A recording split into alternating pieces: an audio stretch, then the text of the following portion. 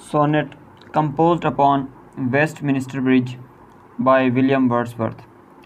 दोस्तों, सोनेट का मतलब है एक ऐसी नज़म, एक नज़म की, एक पोइम की किस्म जिसमें इंग्लिश लिटरेचर ज़्यादा हो।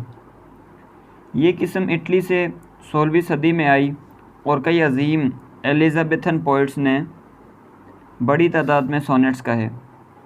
एक सोनेट में 14 लाइनें होती हैं और हर लाइन में तकरीबन 10 सिलेबल्स होते हैं। एलिज़ाबेथन एज क्या होती है? एलिज़ाबेथन 1 मलका थी इंग्लैंड की और आयरलैंड की 1858 से 1603 तक। उन्हीं के दौर को एलिज़ाबेथन एज कहा जाता है और उनके वक्त के पोइट्स को एलिज़ाबेथन पोइट कहा जाता है। सोनेट के 2 ही स्टेंजा होते हैं। पहले स्टेंजा में 8 लाइनें होती हैं जिसका नाम ऑक्टेव होता है और दूसरे स्टेंजा में 6 लाइनें होती हैं जिसका नाम सेस्टेट होता है। कंपोज्ड अपॉन वेस्टमिनिस्टर ब्रिज, यानी ये वेस्टमिनिस्टर ब्रिज के ऊपर विलियम वर्ड्सवर्थ ने खड़े होकर ये सोनेट लिखा था। दोस्तों, मैंने सोनेट का इंट्रोडक्शन तो दे दिया आपको। और वेस्टमिनिस्टर ब्रिज क्या है? फेमस ब्रिज इन लंदन, मशहूर ब्रिज है लंदन में जिसके नीचे रिवर थेम्स बहता है। दोस्तों, ये विलियम वर्ड्सवर्थ ने 3 सितंबर 1802 में लिखा था इस सोनेट को। ये जो सोनेट विलियम वर्ड्सवर्थ ने कहा, ये सुबह के टाइम वहाँ पर खड़े होकर उन्होंने इस मंज़र को कैद किया, सुबह के मंज़र को, और वही उसे सोनेट की फॉर्म में उसने उसे कह दिया, लिख दिया। Earth has not anything to show more fair, दुनिया के पास और कुछ अच्छा दिखाने के लिए नहीं है। फेयर से मुराद यहाँ पर अच्छा या खूबसूरत।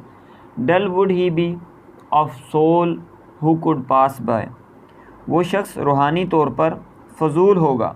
ऑफ सोल मतलब रूहानी तौर पर, और डल से मुराद यहाँ पर फजूल। हु कुड पास बाय, जो यहाँ से गुज़र जाए।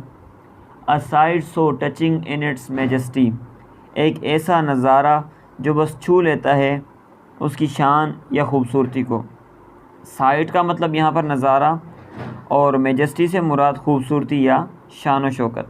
This city now doth like a garment wear, the beauty of morning silent bare, ships towers domes theatres and temples lie.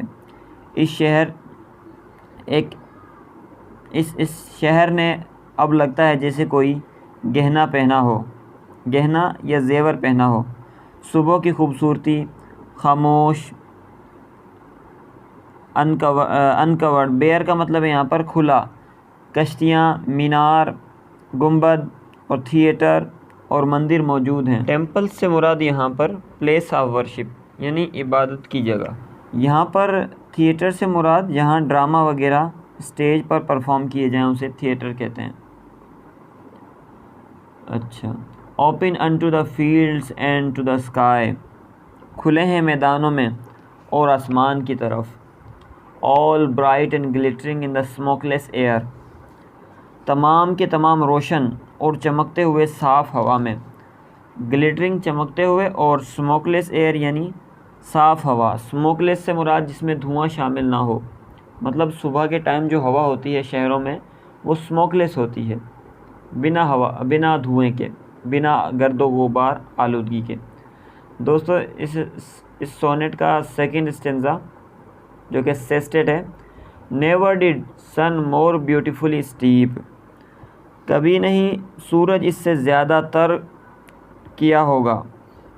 Never did the sun more beautifully steep in his first splendour valley rock और hill, कभी नहीं सूरज ने इससे ज़्यादा तर किया होगा या शराबौर किया होगा अपनी पहली किरण से वादी को, चट्टानों को या पहाड़ियों को।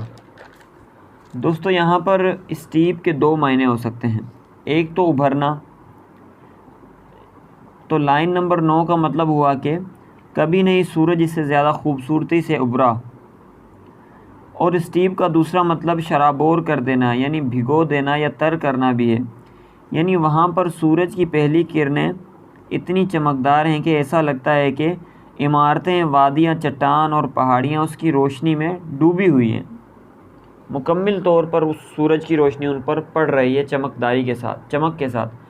नेवर सा आई नेवर फील्ड अ काम सो डीप। कभी ना तो मैंने पहले देखा ना महसूस किया इतना गहरा सुकून, या कभी ना मैंने पहले महसूस की ना कभी देखी। कभी ना तो मैंने पहले देखी ना महसूस की इतनी गहरी खामोशी। स्टीप काम का मतलब दो हैं यहाँ पर, या तो खामोशी या पुरसुकूनी।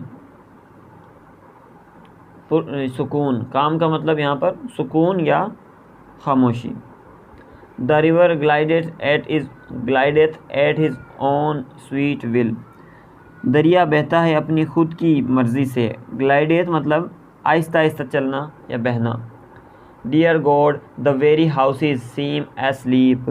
प्यारे खुदा, सारे घर ऐसा लगता है जैसे सो रहे हैं, यानी पुरसुकून है सुबह के वक्त।